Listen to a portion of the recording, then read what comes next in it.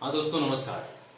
आज हम बहुत ही इंपॉर्टेंट टॉपिक पढ़ने जा रहे हैं LCM HCF. Competition point of view से देखा जाए अगर तो एलसीएम एचसीएफ का बहुत महत्व है। कहने का मतलब अगर ये है कि एलसीएम एचसीएफ को हम लोग अगर समझ के पढ़ें तो ही हम लोग क्वेश्चन अटेम्प्ट कर पाएंगे। अगर आप सोचते हो कि नहीं जादू एक एक क्वेश्चन बना करके बिल्कुल टाइप 1 टाइप 2 टाइप 3 करें तो वो किसी काम का नहीं है। आपको खुद समझना पड़ेगा कि एलसीएम एचसीएफ है क्या, तब आप अनसीन क्वेश्चन को अटेम्प्ट कर पाएंगे। 4 क्वेश्चन में जादू दिखा करके यहाँ पे मैं तो जादू दिखा दूंगा लेकिन आपको समझ नहीं आएगा, आप अनसीन क्वेश्चन को अटेम्प्ट नहीं कर पाएंगे। तो आइए मैथ को समझते हैं तब जाकर के कंपटीशन में आप क्वेश्चन बना पाएंगे। जब तक इस बात को आप नहीं समझेंगे तो कंपटीशन में मैथ्स आपसे अटेम्प्ट नहीं होगा। 2-4 क्वेश्चन बना करके खुश तो आप हो लेंगे। आइए एलसीएम एचसीएफ को समझते हैं। LCM and HCF. आइए देखिए एलसीएम एचसीएफ के नाम में ही इसका कंसेप्ट छुपा हुआ है। जैसे हम लोग बात करें, बचपन में हम लोग पढ़े थे एलसीएम को बात करते हैं, हम लोग एलसीएम को एक्सपेंड करते हैं। दोस्तों यहाँ पे देखिए, इसको हम लिखेंगे लोएस्ट कॉमन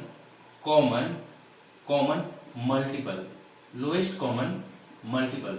अब समझते हैं कि एलसीएम क्या है। लोएस्ट कॉमन मल्टीपल, हिंदी में इसको हम लोग कहते हैं लघुतम समापवर्तक। इसको हम बोलते हैं लघुतम समापवर्तक। जरा से इसको समझते हैं कि एलसीएम है क्या। इसके एक्सपेंशन से ही हम लोग समझेंगे कि एलसीएम क्या है। सपोज दोस्तों हम लोग एग्जांपल लेते हैं 5 और 10, इन दोनों का एलसीएम निकालना है। हमें पहले से पता है, हम लोग बचपन में ऐसा निकालते थे। सबसे छोटा से छोटा संख्या लेंगे 5, 1 और ये 2। समझिएगा, समझना इंपॉर्टेंट है। इसी से क्वेश्चन बनेगा। मैं क्वेश्चन का भी वीडियो अपलोड करूंगा, दिखाऊंगा कैसे क्वेश्चन बनता है। इसके कंसेप्ट को समझना पड़ेगा। अब यहाँ पे देखूंगा मैं, ऐसा हम लोग गुना कर देते थे, 10 आ जाता था बिना सोचे समझे। ऐसा आने के बाद 10 आ जाता था, एलसीएम हो जाता था। अब हमें यहाँ पे ये समझना पड़ेगा कि एलसीएम है क्या। आइए समझते हैं हम लोग। कहता है कॉमन मल्टीपल। ध्यान दीजिएगा, मेरे शब्दों पे ध्यान दीजिएगा। कॉमन मल्टीपल, कॉमन मतलब जितनी संख्या है उन सब में कॉमन। मल्टीपल मतलब गुणज। कहने का मतलब कि अगर 5, 10 की हम लोग बात करें तो 10 जो है, ये 10 जो है इसका भी मल्टीपल है। दोनों का मतलब ये 2 संख्याएं हैं, दोनों का कॉमन मल्टीपल है। 5 में 2 से गुणा करेंगे तो 10 मिलेगा और 10 में 1 से गुणा करेंगे तो 10 मिलेगा। अगर हम लोग बात करें 20 का तो ये भी दोनों का कॉमन मल्टीपल है। कहने का मतलब कि 5 में 4 से गुणा करेंगे तो 20 आएगा, 10 में 2 से गुणा करेंगे तो 20 आएगा। अगर हम लोग बात करें 30 का, ये भी कॉमन मल्टीपल है। 40 का बात करें, ये भी कॉमन मल्टीपल है। कॉमन मल्टीपल मतलब गुणज मतलब जिसमें भाग लग जाए। अब ध्यान देंगे जरा दोस्तों यहाँ पे कि आगे डॉट डॉट डॉट अनंत तक हमें मिलते रहेंगे। इन दोनों के कॉमन मल्टीपल अनंत तक मिलते रहेंगे। तो क्या एलसीएम अनंत होगा? नो, अनंत तक नहीं होगा। कहने का मतलब यह है कि यहाँ कह रहा है कि जो कॉमन मल्टीपल है उसको हम लोग एलसीएम बोलते हैं। अब कॉमन मल्टीपल तो बहुत सारे हैं, लेकिन कह रहा है कि जो लोवेस्ट है, नाम से याद हो जाएगा आपको, लोवेस्ट कॉमन मल्टीपल, इन सबसे जो छोटा सा छोटा जो मल्टीपल है वो है 10। 10 से छोटा आप लेंगे तो जैसे 5 हमने लिए तो 5 से तो पूरा भाग लग जाएगा, कॉमन मल्टीपल हो जाएगा। लेकिन 10 का कॉमन मल्टीपल 10 से छोटा नहीं हो सकता। कहने का मतलब ये है कि ये हो गया हमारा एलसीएम। तो दोस्तों हम लोग समझ गए, क्या समझ गए हम लोग कि एलसीएम, बहुत सारी संख्याओं का एलसीएम क्या होता है? कॉमन मल्टीपल होता है। कॉमन मल्टीपल होता है मतलब क्या कि सब में कॉमन होता है। लोवेस्ट, सबसे छोटा सा छोटा जो कॉमन मल्टीपल होगा उसी को हम लोग एलसीएम बोलते हैं, लघुतम समापवर्तक। कहने का मतलब यहाँ पे ध्यान देंगे हम लोग कि यहाँ पे लिख लेंगे कि if LCM of x1 is any variable, कोई नंबर हमने लिया, बहुत सारा नंबर ले लिया, x1 x2 x3 dot dot xn are if LCM of x1 x2 x3 and xn is L, LCM को मैं L से डिनोट करता हूं, L, then L will be completely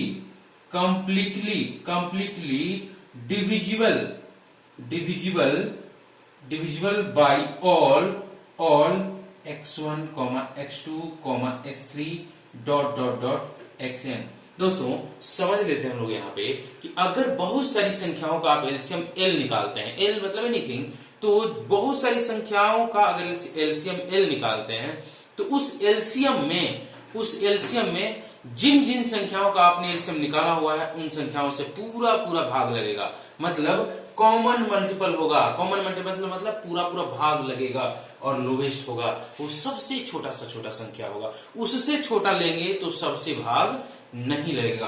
तो ये आप लोग वीडियो पॉज करके एक लाइन लिख लेंगे और आशा करता हूं कि आप लोग लोवेस्ट कॉमन मल्टीपल का कंसेप्ट समझ गए होंगे कि एलसीएम कहते किसको है। आइए आगे बढ़ते हैं लोग।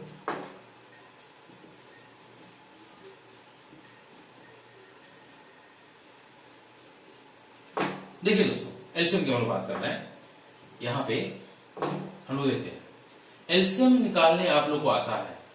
पहला विधि फैक्टराइजेशन विधि, आप लोग जानते हैं फैक्टराइजेशन किसको बोलते हैं, और ऐसे हम लोग निकालते हैं भाग विधि और फैक्टराइजेशन विधि। दो विधि है एलसीएम निकालने की, दो विधि है ना, बाई डिवीजन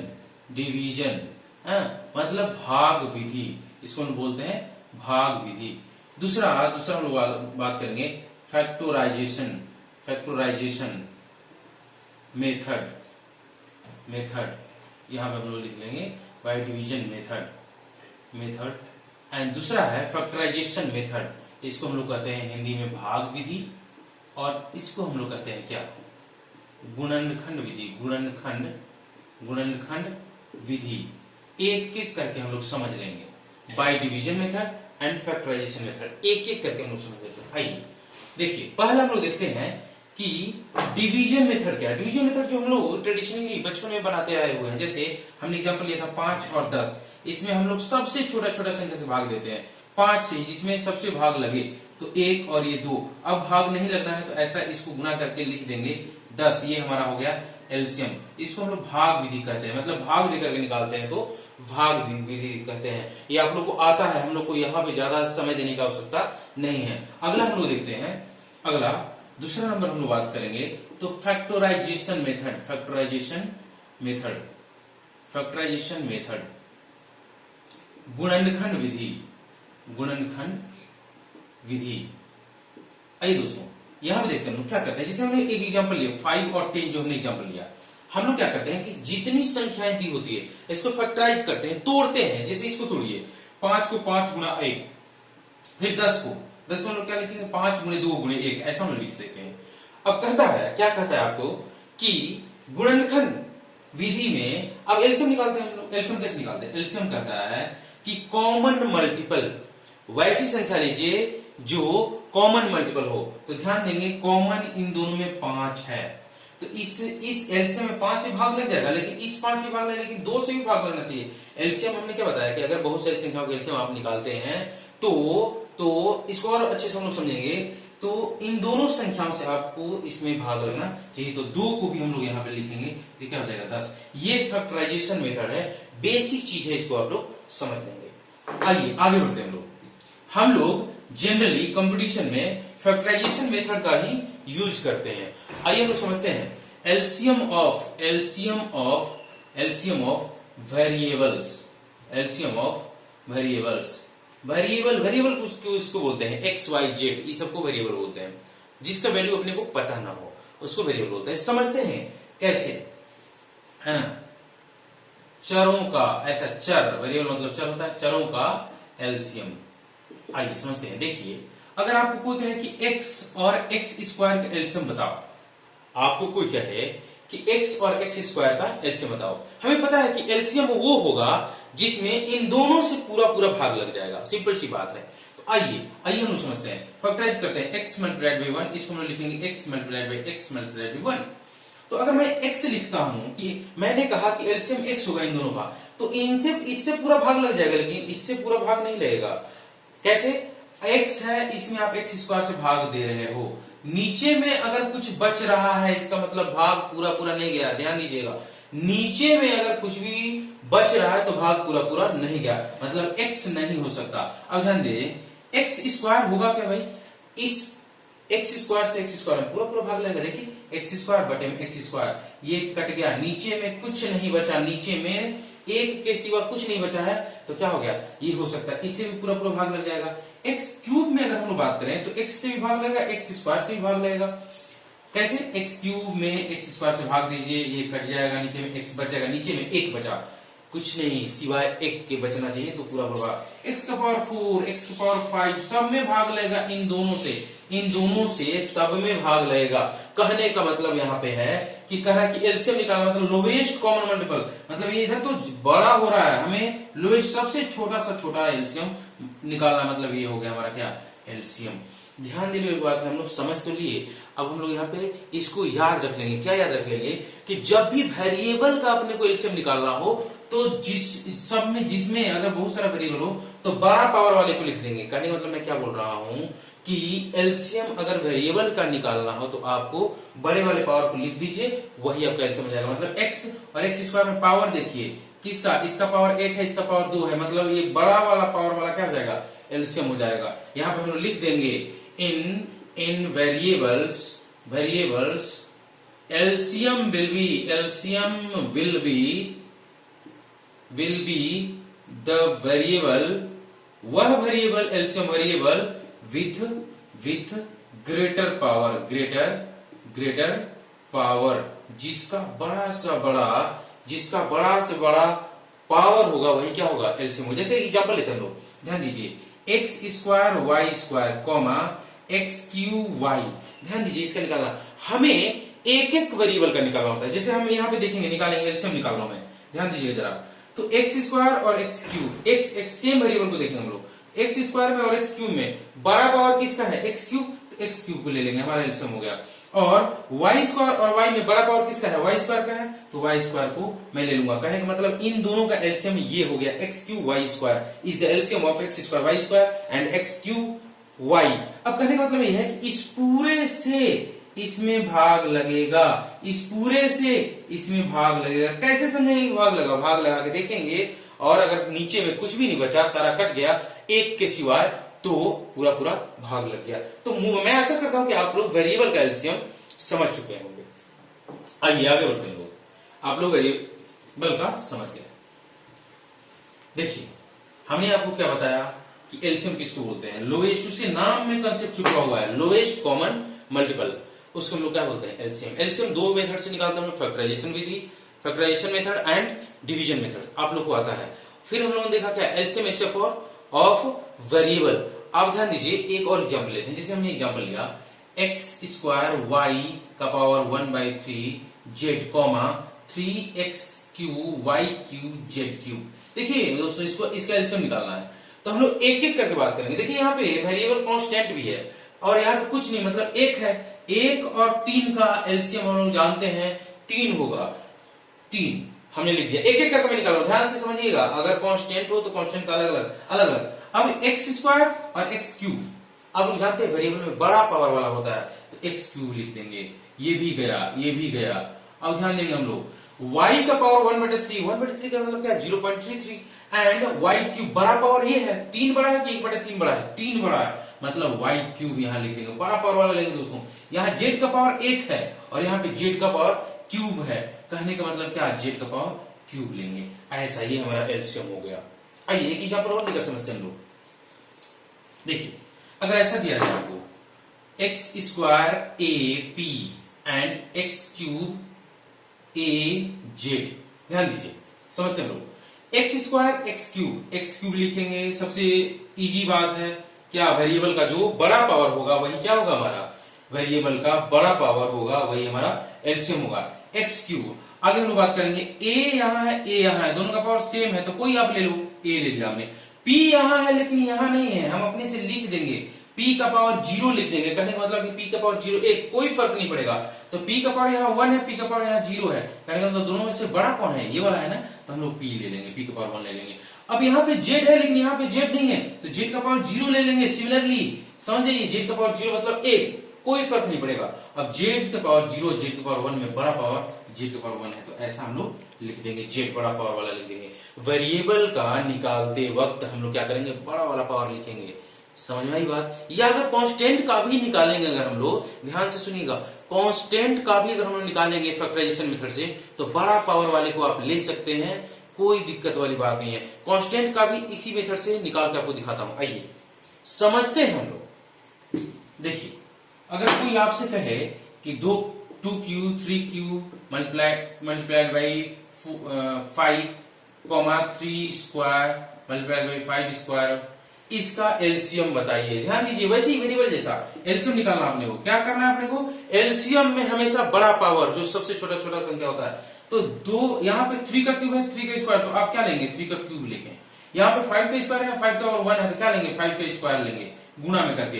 अब यहाँ पे 2 का क्यूब है, यहाँ पे 2 का कुछ है ही नहीं, तो मल्टीप्लाइड बाई 2 का पावर 0 लिख सकते हैं। This will become 1 and it will not give any effect on this number. So यहाँ पे क्या होगा 2 का पावर 0, यहाँ पे क्या होगा दोस्तों बड़ा वाला पावर लेंगे हम लोग 2 का पावर क्यूब। ये हमारा हो गया एलसीएम। कहने का मतलब ये है कि हम लोग वेरिएबल का कांस्टेंट का एलसीएम निकालना सीख गए, हमेशा बड़ा पावर लेंगे। आइए आगे बढ़ते हैं। देखिए अब थोड़ा सा हम लोग समझ लेते हैं एचसीएफ अब हम लोग शुरू करेंगे। एचसीएफ इसको एक्सपेंड करते हैं हम लोग, एचसीएफ को एक्सपेंड करते हैं। Highest common factor, highest common factor.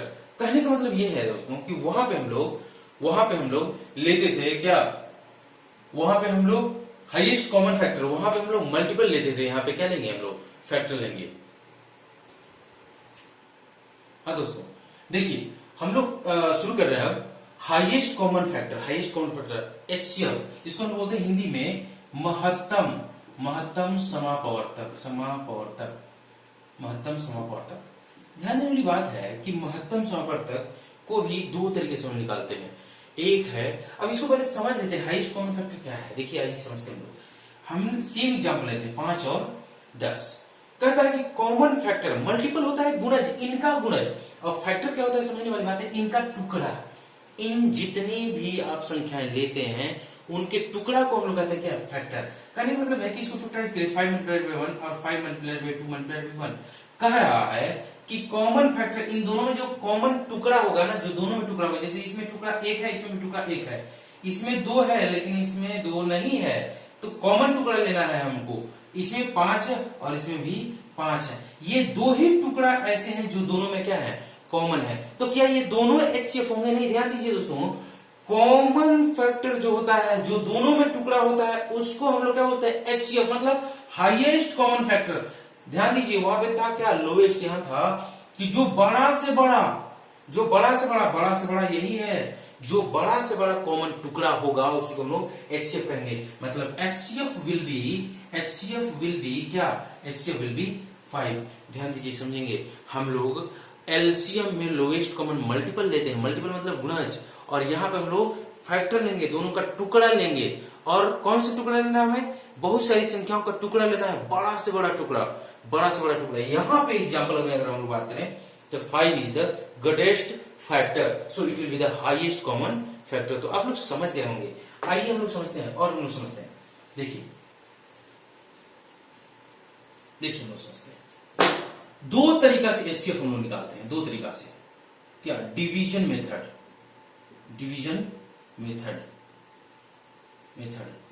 भाग विधि। ध्यान देंगे दोस्तों, भाग विधि। दूसरा हम लोग देखते हैं फैक्टराइजेशन मेथड,